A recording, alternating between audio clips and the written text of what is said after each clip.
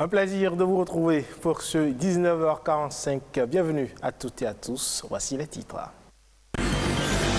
Chaque 20 août, le monde célèbre la journée du moustique, un insecte responsable de la transmission du paludisme chez l'humain, mais dont la survie serait indispensable pour l'écosystème. Et vous le savez, depuis le 15 août dernier, les mortiers ont résonné au son des coups sur l'igname. Retour sur la cérémonie de sortie de la nouvelle igname à Savalou. Enfin, l'art contemporain béninois est mis à l'honneur depuis quelques mois déjà. Une nouvelle vision culturelle et des opportunités économiques émergent pour désormais mieux valoriser cet art.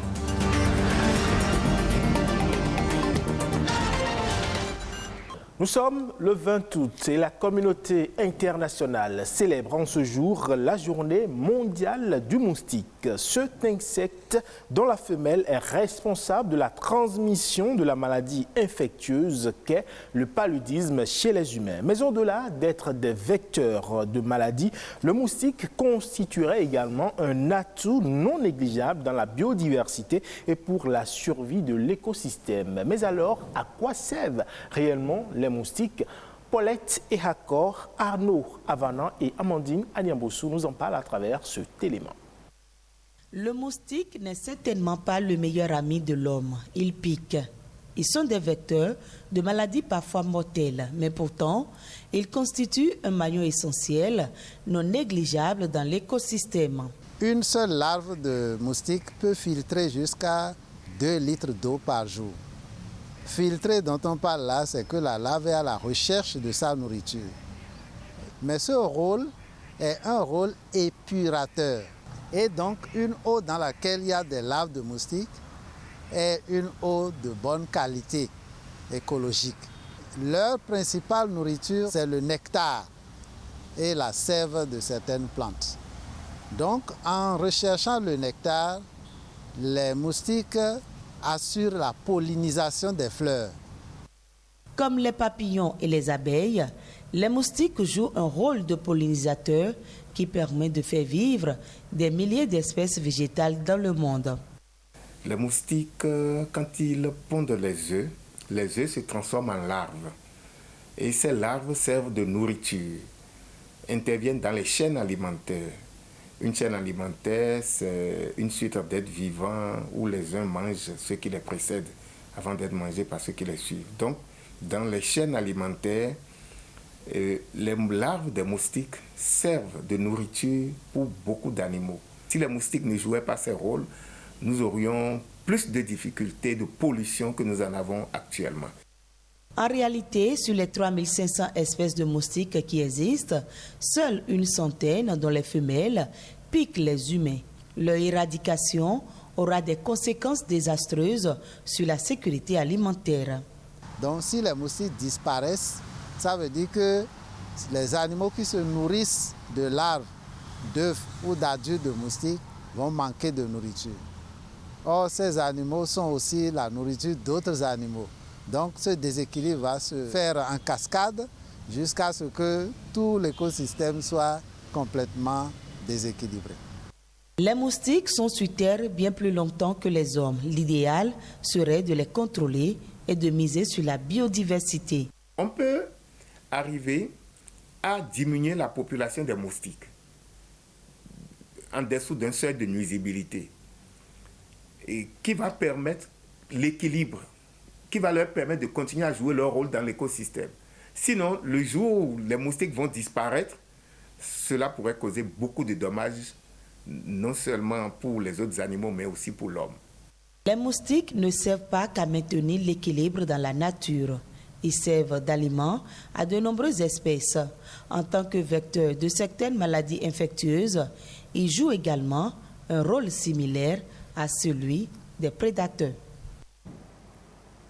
Et voilà, aussi paradoxal que cela puisse paraître. Vous le savez, la nouvelle Igname est sortie depuis le 15 août dernier, ce qui d'ailleurs a fait l'objet d'un culte, une fête identitaire des natifs de Savalou, région réputée comme étant le grenier du délicieux tubercule. Sur les yeux du nouveau roi, eh bien, le palais de Savalou a résonné au coup de mortier sur l'Igname. Ça y est. Les Béninois peuvent enfin consommer la nouvelle Igname à foison. Le FA a donné son accord pendant le traditionnel rituel du 14 août au Palais Royal de Savalou. Danse et chants de la culture mari ont captivé la foule venue vivre ce grand événement culturel.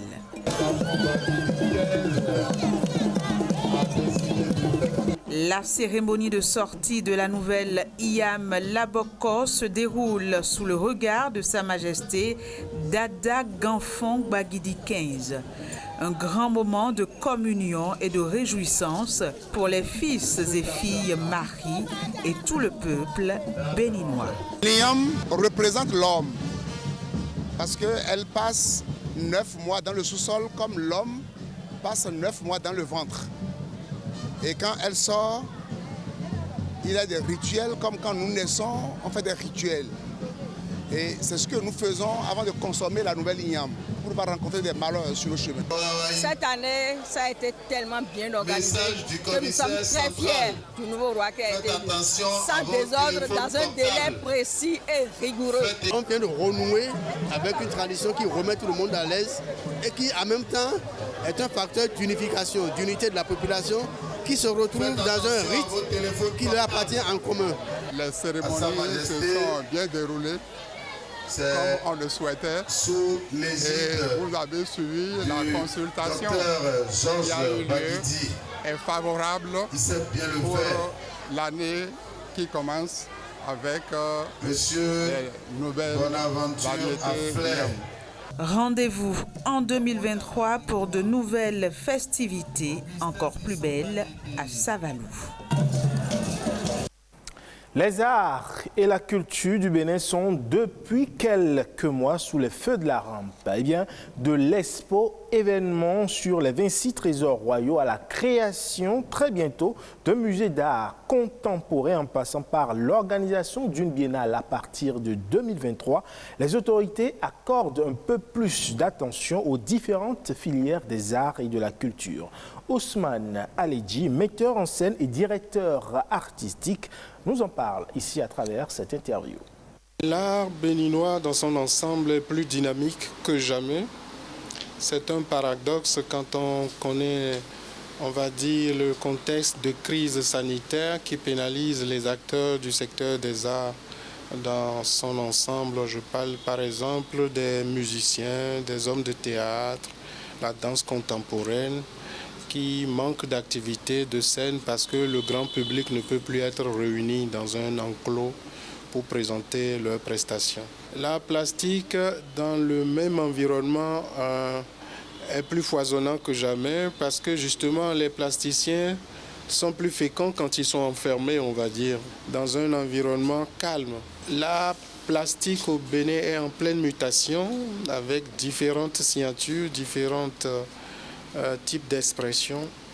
C'est hallucinant quand on prend du recul, qu'on regarde tout cela, on se dit mon pays est quand même un pays très très riche. J'ai de la fierté parce que pour moi c'est un acte militant de s'investir dans une démarche comme celle-là qui commence à produire des fruits, qui connaît un début de concrétisation avec l'exposition au Palais de la République, qui est un passage parce que les œuvres finiront par abaumer en passant par Ouida, etc. Donc nos investissements, nos martyrs, nos combats commencent à produire leurs fruits. Et on ne va pas lâcher l'affaire. À partir du moment où vous avez des produits à vendre et qu'il y a des clients, il y a l'argent. Quand il y a trafic, il y a une économie qui est générée derrière. Et quand il y a économie, les créateurs s'en sortent. L'État s'en sort parce que d'une certaine façon, il y a moyen de récolter des dividendes par derrière ou directement ou indirectement. Donc tout cela impacte le développement. Hors de nos frontières, direction l'Angola, où la crise économique continue de sévir. Après 5 ans de récession, le pays a renoué avec la croissance en 2021. Mais le miracle promis par le président João Lourenço ne s'est pas produit. L'économie peine à se diversifier et le chômage est à son plus haut niveau. Correspondance ici de nos confrères de France 24. Il y a 5 ans, Pramoda Sidja a fait l'un des plus gros paris de sa carrière. Ce propriétaire de plusieurs boutiques et restaurants à Luanda a investi $75 000 dans Tupuka, la première start-up de livraison à domicile en Angola. Pose ça sur le comptoir. Aujourd'hui, la plateforme est un succès avec 1000 commandes par jour et des franchises dans plusieurs pays de la sous-région. Ici, en dehors des diamants et du pétrole, il y a encore beaucoup de secteurs dans lesquels on peut investir. Si vous avez une idée qui n'a pas encore été lancée ici et qui marche bien ailleurs, il y a du potentiel pour créer une entreprise. Un potentiel encore loin d'être exploité. L'économie angolaise est à la traîne malgré d'importantes réformes comme la libéralisation de sa monnaie et l'assainissement des finances publiques. Après 5 années de récession, la croissance a repris en 2021, mais l'inflation atteint 25% et le taux de chômage est passé de 24 à 30%. À Zango, en périphérie de Luanda, Christina est sans emploi depuis mars. Depuis que j'ai perdu mon emploi, c'est difficile de payer le loyer, de payer les frais de scolarité des enfants, de payer l'électricité. C'est vraiment compliqué parce qu'il n'y a que mon mari qui travaille et son salaire ne suffit pas pour tout payer. Par exemple, nous n'avons toujours pas payé le loyer. En 2017, le président João Lourenço s'était pourtant présenté comme l'homme du miracle économique, promettant de diversifier l'économie et de créer 500 000 emplois. La crise liée à la pandémie est certes passée par là, mais pour cet économiste, le mal est plus profond. L'Angola est l'un des 20 pires environnements d'affaires du monde. Nous n'avons pas d'infrastructures, nous avons des mauvais services d'éducation. Donc tant que l'État ne s'occupe pas de résoudre ces problèmes, tout en laissant le secteur privé se charger du reste, nous n'arriverons pas à diversifier l'économie. En Angola, le pétrole représente encore 30% du PIB et 90% des revenus d'exportation. Et c'est tout pour ce 19h45 à retrouver en replay sur le site de l'ORTB le 3, w.ortb.bj, ainsi que sur les différentes plateformes digitales de Bénin Business 24. Merci pour votre aimable attention. Le programme se poursuit.